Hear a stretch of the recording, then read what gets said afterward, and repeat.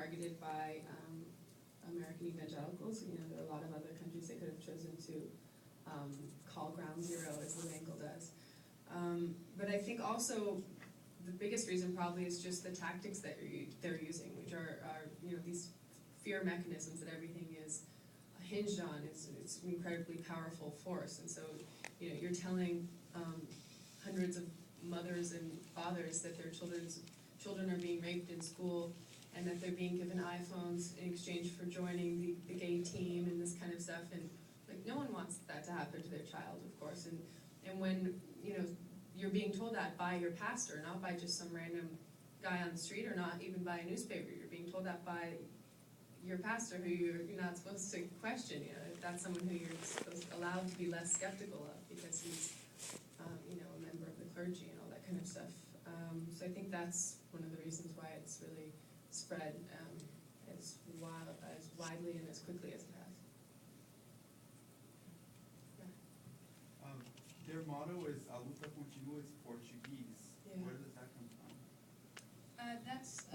It was I guess it was a rallying cry that was used in the War of Independence in Mozambique, and I think somehow it's kind of been picked up across the continent by various activist communities, and especially human rights activist communities, and because there are these regional conferences where human rights activists and LGBT activists will get together across Africa, and so I think that's how you know, through this kind of networking between different countries, the Luta Continua ended up getting picked up in Uganda on the other side of the continent.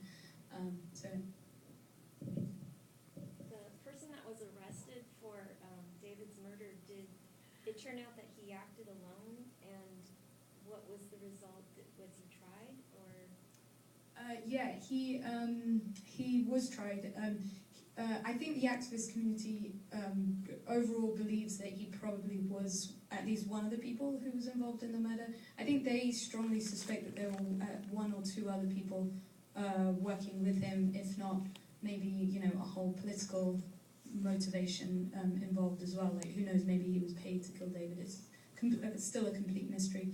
But his trial was pretty much rushed through, kind of because there was a lot of pressure at the time on the Ugandan government to solve David's murder, because within a day of the news getting out that he'd been killed, Barack Obama and Hillary Clinton both put out statements saying that his murder had to be investigated. So there was a lot of pressure on the government, and they arrested this guy. At one point, I think the newspapers reported that he was making a statement basically saying that David had tried to rape him and it was self-defense, which just the kind of gory details of the murder pretty much made it clear that it wasn't self-defense. I mean, that it was kind of a very intentional act, you know. So I think there was an attempt also to have a statement that might allow the guy to only be charged with manslaughter rather than murder, but then ultimately I think he was charged with murder. But the hearing happened very suddenly, and no one from David's family or David's lawyer or the activists were notified that the hearing was going to happen, so it just happened, took like an hour or two. The guy was sentenced to 30 years in prison, and that was it. So I think his family and his friends and the community, I think they generally feel that even though the guy was sentenced to 30 years, it didn't quite feel like justice, you know. I think we have time for one more question. Yeah. The story that you went there to tell, I mean, you did not obviously know that there was going to be that bill in Parliament, and you did not know Rolling Stones was going to come, you know, expose the gays in the community. I mean, did you have a story in mind, or you just knew that there were these abuses going on and you were there to tell whatever story unfolded? I mean, what did you plan to tell or film when you went over there? I mean, it turned out to be a fabulous film, but obviously you did not plan any of that. Yeah, so. no, we did not know at all what we were getting into. I mean, Malika explained the kind of genesis of the project from the sort of macro sense in terms of what about the issue intrigued us. But we didn't really know much beyond that. We had been in email contact with David because he was sort of the media liaison between the journalists and the community. And so we just met up with him on the first day there, and Yeah. she said- didn't you already say it? Well, I think she was we did know the bill would be introduced. Oh, you did know? Yeah, the bill was introduced, that's kind of what made us finally Oh, just okay. decide to buy plane tickets. And so we had never been to Uganda or anything, we just decided to go see what was going on. So we bought tickets and went, and we knew that we wanted to tell a character-based story. We knew, we had a sense that the best way to capture the legitimacy of LGBT rights as a fundamental part of human rights was to expose the people for the human beings that they are. And so we just wanted to capture as much of their personalities and their hard work and all this kind of stuff as possible. We also felt like there have been there's a lot of media out there in the world coming out of Africa that's very dependent on this narrative of victimization, showing Africans as people, uneducated people with distended bellies and war and famine and all that kind of stuff. And we know that there's also a lot more going on there than just that. And so we're also eager to tell a story that allowed our characters a little bit more agency than that. And so that's kind of what we hoped to find. We didn't know that that's what we would find.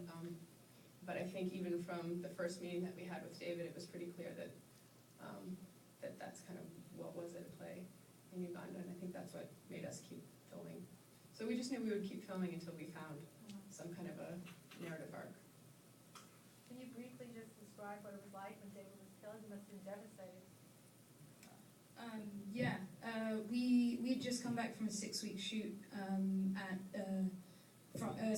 in Kampala, and we were in New York at the time, and we were actually in the process of planning another 6-week shoot that would really just focus on David, because at the time we knew David was going to be a main character, but we didn't think we had enough of him doing the work that he did.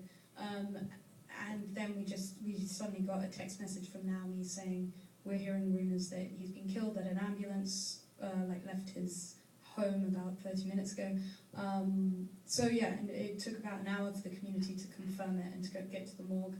And then pretty much as soon as it was confirmed, I think we both realized that there was only one thing we could do, and that we didn't really have time to sit around and deal with the emotional implications of it, but we actually had to get back to Uganda as soon as we could, especially because David, of everyone there, David had been one of the people who'd been most invested in the film and really believed in the power of media and film to kind of help his cause. We basically just had to go back there and spend 6 weeks documenting the aftermath of his death. And it really wasn't until we were editing the film that we actually started to process what had happened. So it was a very bizarre way to deal with the death of a friend, of course. But unfortunately, I think we do have to wrap up. We'll actually just be in the lobby if anyone has any more questions. But in the meantime, we are on Facebook and Twitter under Call Me Kuchu. So please do tell your friends. We're going to be playing here until Thursday at the very least. And then also you can find out more about the film and how you can help the community at callmekuchu.com. Thank you.